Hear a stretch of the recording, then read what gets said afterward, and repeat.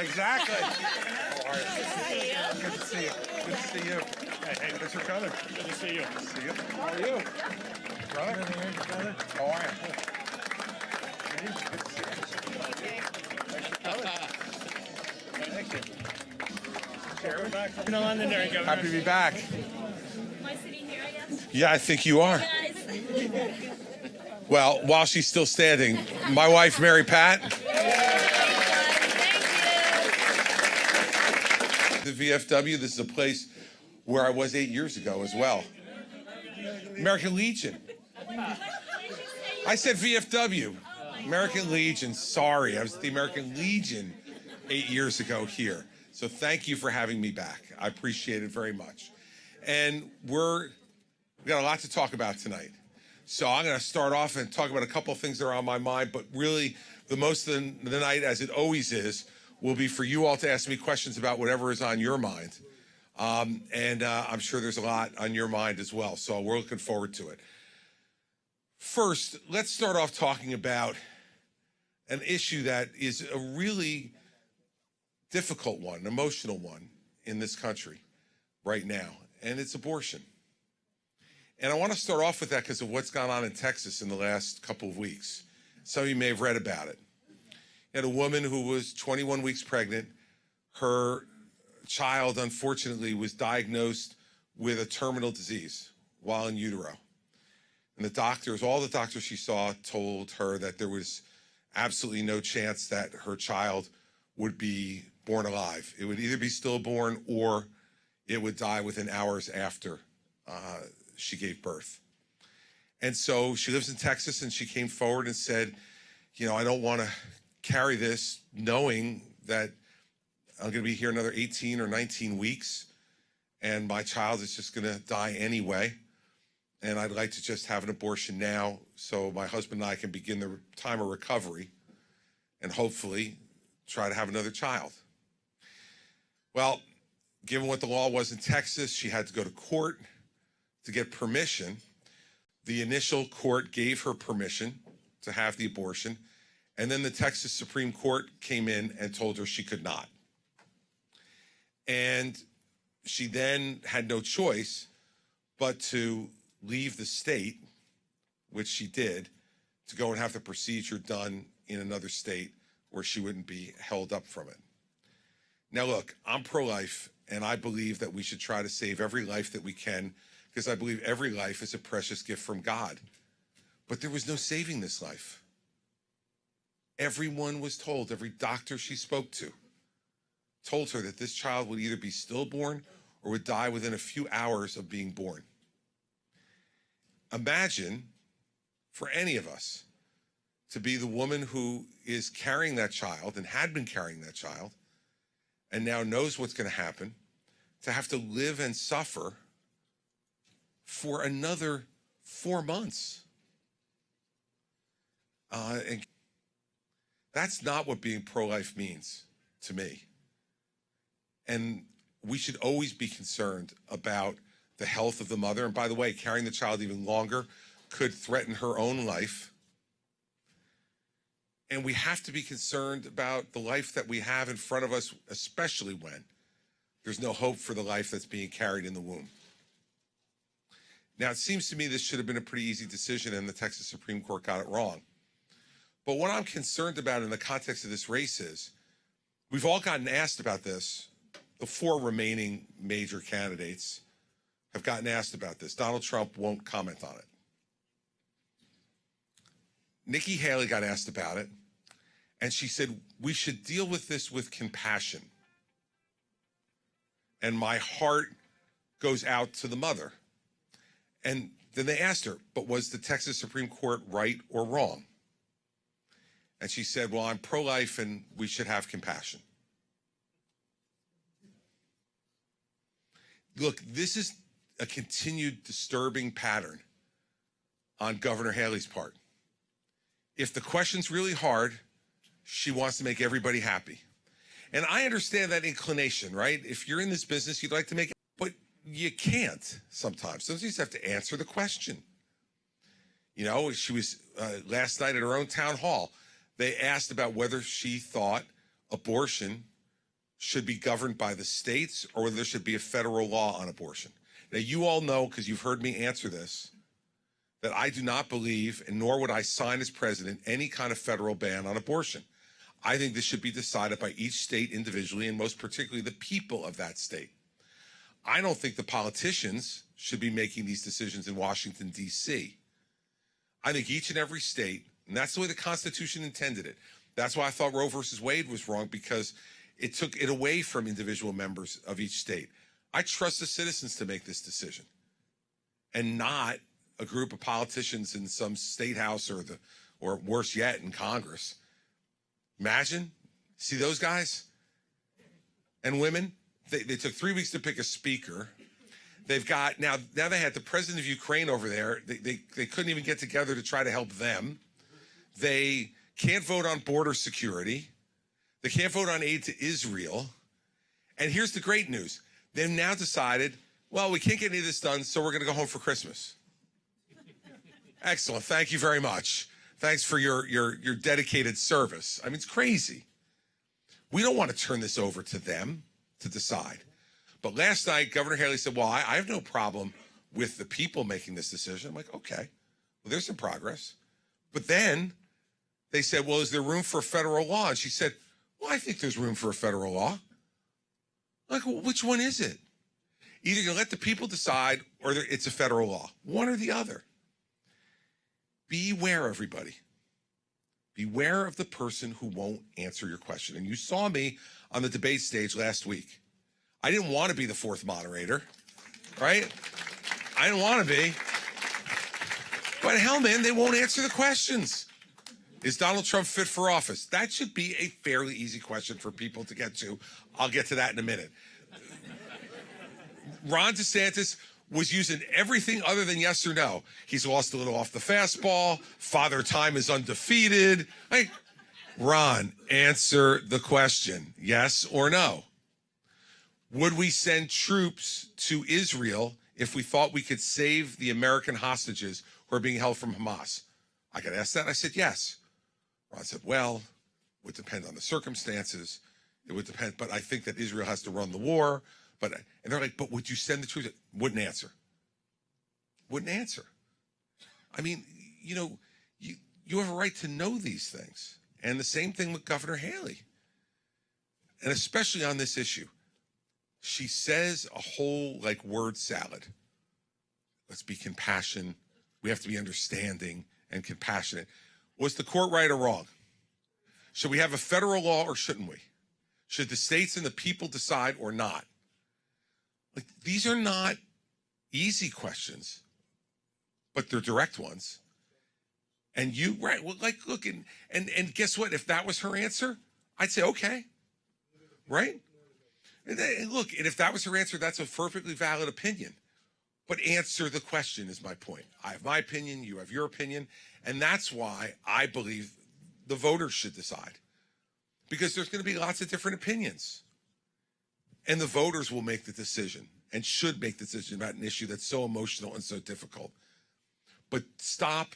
You can't. And by the way, I forgot to tell you about what she said in Iowa, because it was different again. In Iowa, she was asked would she sign a 6-week abortion ban. Now, she was in a conservative organization in Iowa across from an evangelical leader. So what do you think she said? Yes. I'd sign a 6-week ban, yes. I'm pro-life. I'd sign a 6-week ban. I want to be clear again so you know. I would sign no federal ban of any kind on abortion because I think that the people should make this decision and not the federal government. And if I'm president, I would not sign that in any way, shape, or form. Let's get to that, is Donald Trump fit question or not? I think you all know my opinion. But here's the thing. We got asked that directly on the stage, and Governor Haley wouldn't answer it, and Governor DeSantis wouldn't answer it. Governor Haley's stock answer is, he's the right president, he was the right president at the right time, and for some reason, drama and chaos follow him wherever he goes. Let me suggest this. That's like an arsonist saying, for some reason, burning buildings follow me wherever I go. We know why drama follows him and chaos follows him wherever he goes, because he creates it. He creates it. This is a guy who at 2:03 a.m. on Thanksgiving morning, 2:03 a.m. on Thanksgiving morning, he wasn't cooking the turkey, I can guarantee you that. 2:03 a.m. on Thanksgiving morning, puts out a social media post saying, here is the list of all the people he hates that he's thankful for. I mean, seriously, what kind of lunatic on Thanksgiving Day, when pondering at 2 o'clock in the morning, what are you thankful for? Now, I don't know. When I thought about that, I thought about, I'm thankful for my family. I'm thankful for my good health.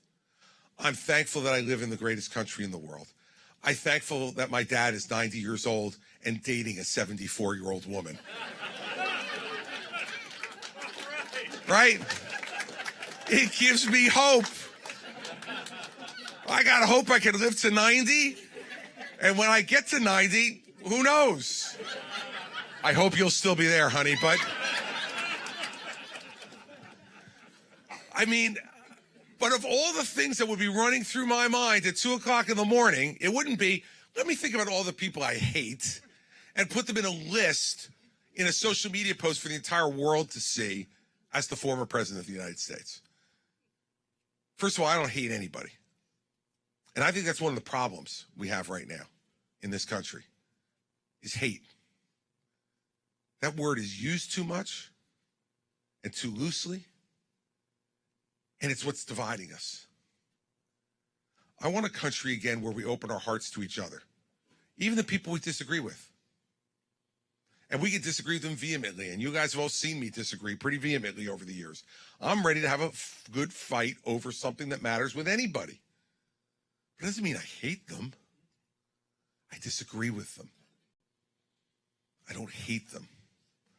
And this word is used too much now in this country. And we're not going to be able to come together as a country and do the things that we need to do and solve the problems we need to solve if we're talking that way. So this is what we got as the front runner right now in this race. Guy who's putting, here are the people I hate the most, and I'm thankful for that on Thanksgiving. He's unfit. He is unfit to be president of the United States. He cares more about himself than he cares about the country. He's worried more about keeping himself out of jail than he is worried about fixing the problems we have here and around the world. He is always first. Now, to me, that's the definition of unfit. So, Nikki Haley was asked that, and so was Ron DeSantis on the stage of the debate. You saw what they did. There's more dancing going on there than there is in Dancing with the Stars. I mean, it's unbelievable. You heard the fastball is lost a couple miles per hour. The Father Time's undefeated, et cetera, et cetera. Well, she gave an interview yesterday where she was nailed down on it. They said, is he fit or isn't he? She said, he's fit to be president of the United States. Now, look, then run as his running mate. Okay? He's fit to be president of the United States.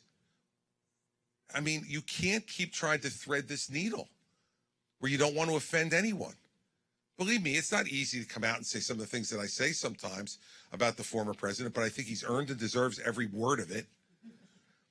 And if I get booed a little bit because of it, if I'm worried about that, how am I going to do when I sit across from Putin or Xi, right? Or Chuck Schumer, for God's sake, of telling the truth. The slogan of our campaign is because the truth matters. That is why I'm running. That is why I'm here, because we've got to make the truth matter in this country again. And we have to do it. It's not up to anybody else. It's up to us. And we have to fight for the truth. We're going to disagree. This country was set up to be a disagreement. But a disagreement that leads to a conclusion, a compromise, an end result. Not just a never-ending argument that makes us spin our wheels in the mud. And, you know, I'm a governor, a Republican governor from a blue state, which means I had a Democratic legislature every day of my 8 years. every minute of every day for 8 years. And when you have that, you're taught a lesson that you can done, or you get in there, move, the argument in your direction, and then at some point you make a deal. You put a touchdown in the end zone for the people who voted for you and for the people who didn't, because you work for all of them. So we need that idea back in Washington, D.C. We need to have a president again who is willing to put getting things done ahead of his own personal interests, getting things done ahead of his party for you.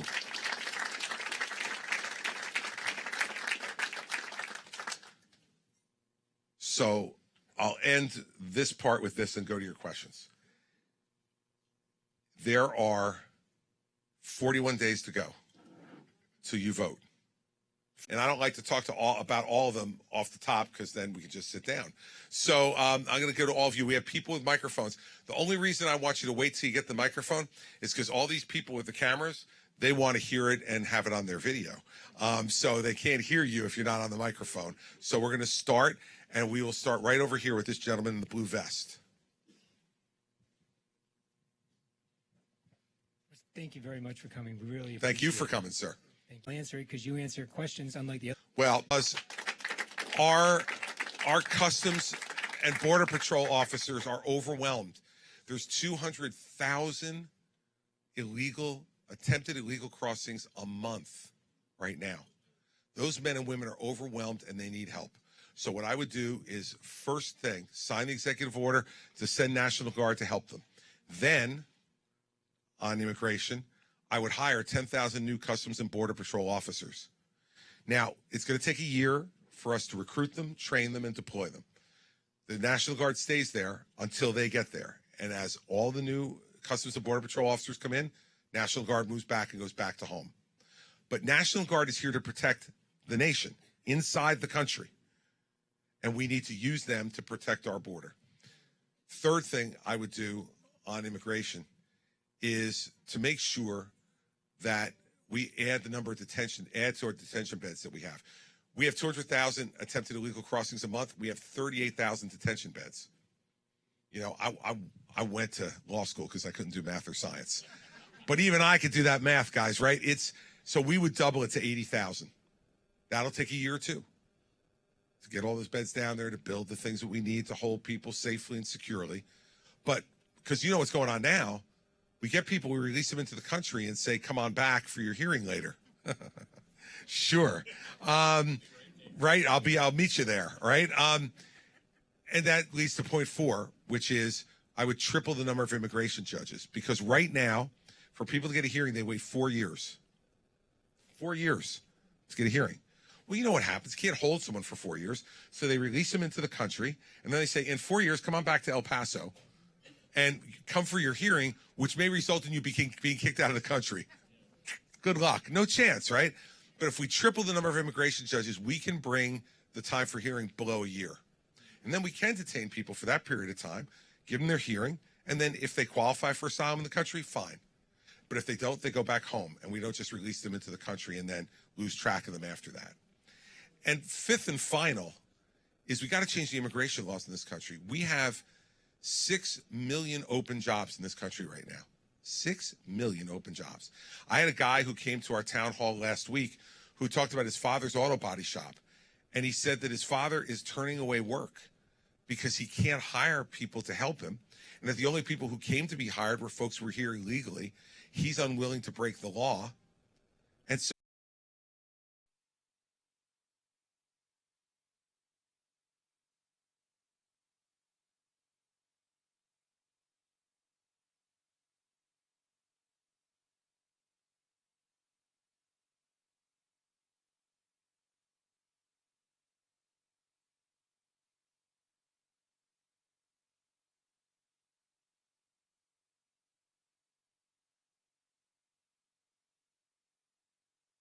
me.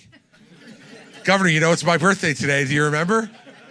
It became a thing.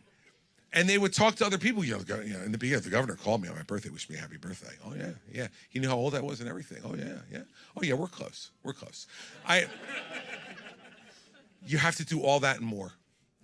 And lastly, you have to speak to the country in a way that makes people understand that we're all Americans. One of the great things that Ronald Reagan did, right? Thank you. One of the great things that Ronald Reagan did was make us proud to be Americans. He talked about how lucky we were to live in this country.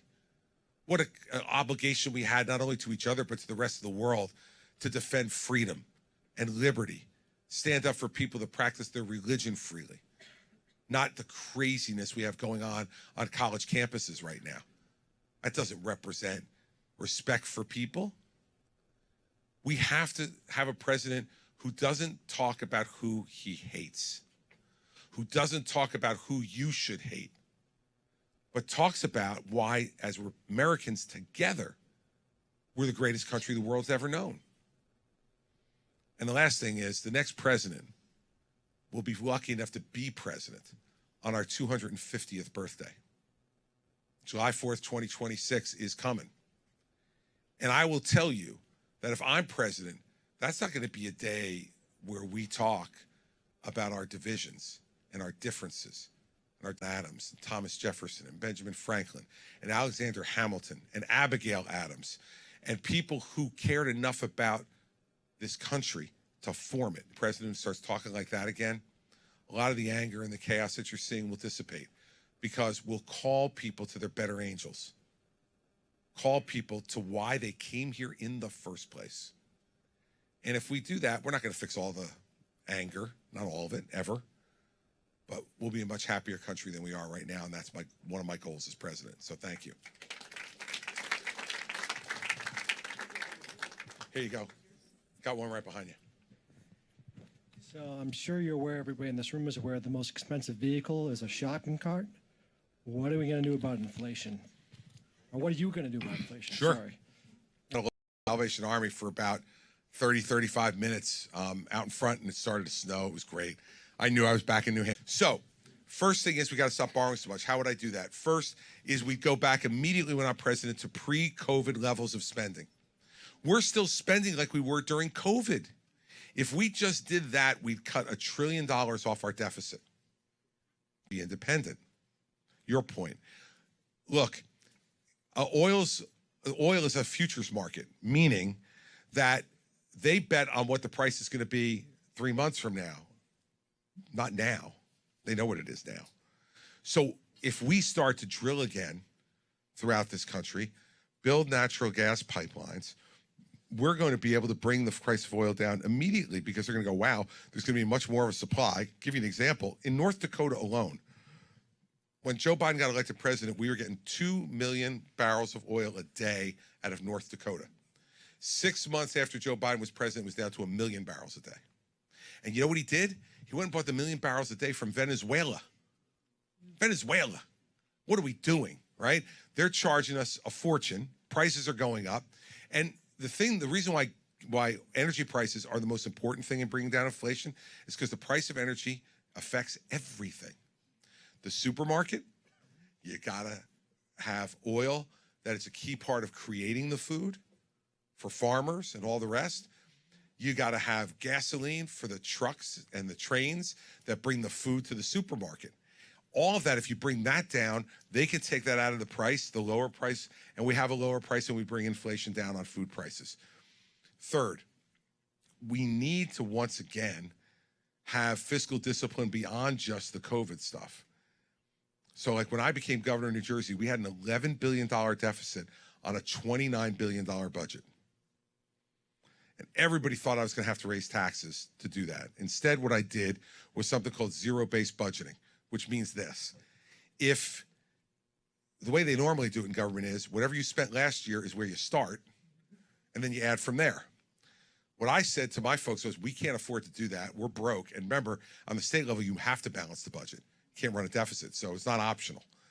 And I said, everybody starts at zero and justifies every program you have to me.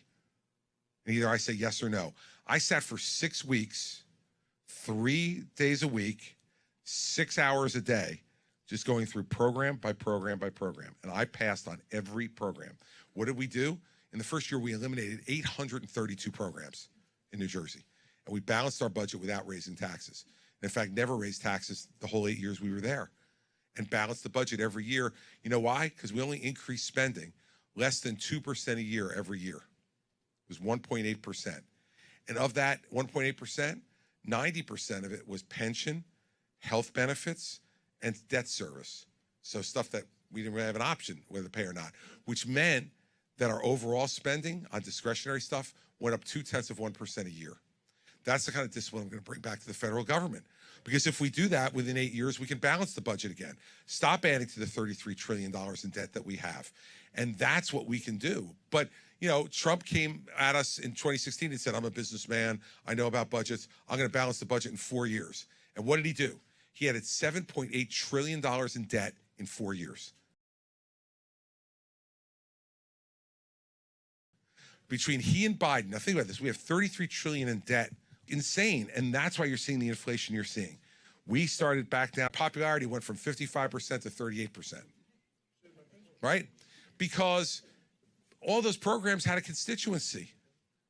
Somebody introduced myself and she said, yeah, I can't vote for you. And I said, why not? And she said, promises they like it. And if you break your promises, they let you warily. So that's what I would do on that. Confession to you. I don't drink. But China is both a nuclear power and 1/7 of the world's population. So we have an interest of developing a constructive relationship as well. Can you talk about how you can be tough where that's in our national interest and constructive when that's in our national interest? Well, we better be, because like last year, we used over $650 billion in Chinese imports. And they imported from us another $375 billion. So that's over $1 trillion in trade, ego in each way that we do with the Chinese. And listen, unless they stop sending fentanyl here, well, I don't want them sending fentanyl here either. But I want to understand this. Like, we don't have normal trade relations now.